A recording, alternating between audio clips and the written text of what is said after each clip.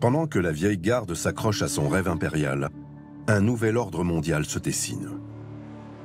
Et dans la zone du canal de Suez, Londres va rapidement en prendre conscience.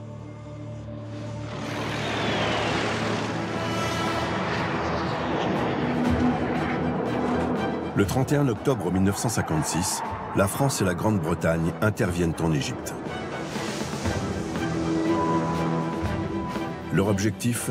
Récupérer l'exploitation du canal, dont le président Nasser vient de nationaliser la compagnie qui en détenait la concession.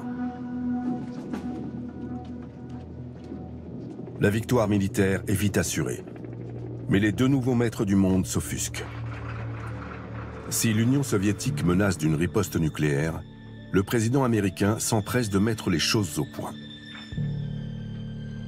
The United States was not consulted in any way about any phase of these actions. There will be no United States involvement in these present hostilities. Les Nations Unies exigent le retrait des troupes et déploient une force d'urgence pour superviser l'opération. Humiliés, les vieilles puissances européennes n'ont qu'à plier bagages. Un beau camouflet.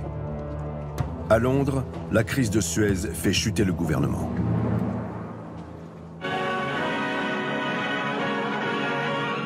Mr. Harold Macmillan becomes Prime Minister of Great Britain after Sir Anthony Eden's surprise resignation. Sous ses airs d'aimable gentleman anglais, le nouveau Premier ministre est un politicien aguerri. Pour limiter l'impact de la débâcle, il tente de rassurer ses concitoyens.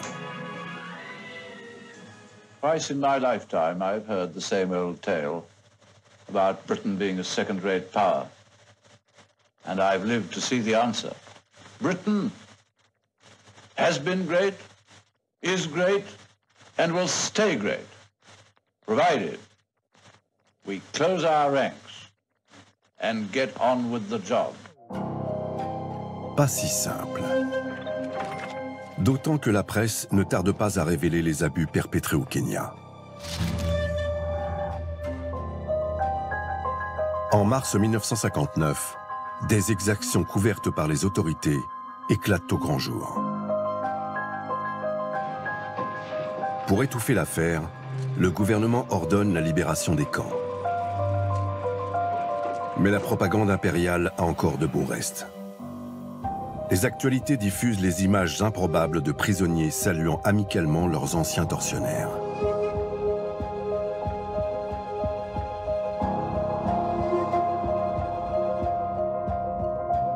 Dans la foulée, le gouverneur Bering est discrètement poussé à la retraite et pour répondre à l'urgence, l'indépendance du Kenya est envisagée.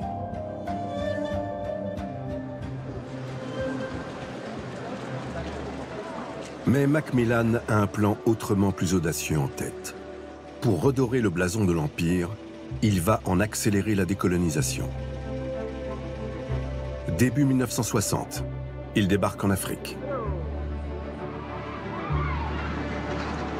Officiellement, sa tournée vise à souligner les progrès économiques accomplis par les États membres du Commonwealth.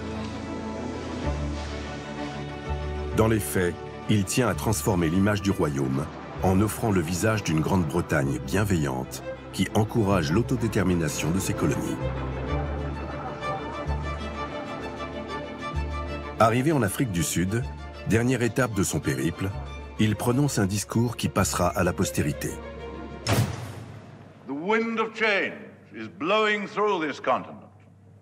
And whether we like it or not, this growth of national consciousness is a political fact. And our national policies must take account of it. Habile retournement. L'empire colonial s'affiche désormais en décolonisateur enthousiaste. Et pour donner du panache à cette nouvelle orientation, Macmillan sort son joker.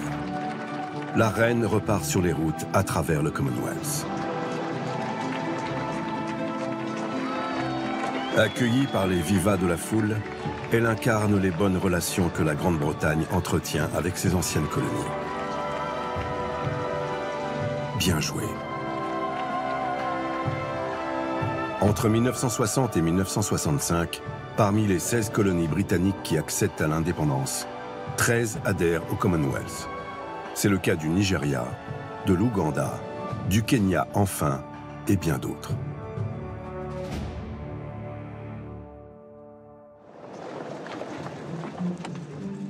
La conférence de 1965 souligne l'élargissement de la grande famille britannique et l'entente sans faille qui y règne. Les 21 États membres constituent désormais une véritable organisation internationale, où la collaboration et l'échange se sont substitués à la force et l'exploitation. Le locataire de Downing Street a changé, mais Harold Wilson, le nouveau Premier ministre travailliste, accorde tout autant d'importance au Commonwealth que ses prédécesseurs conservateurs.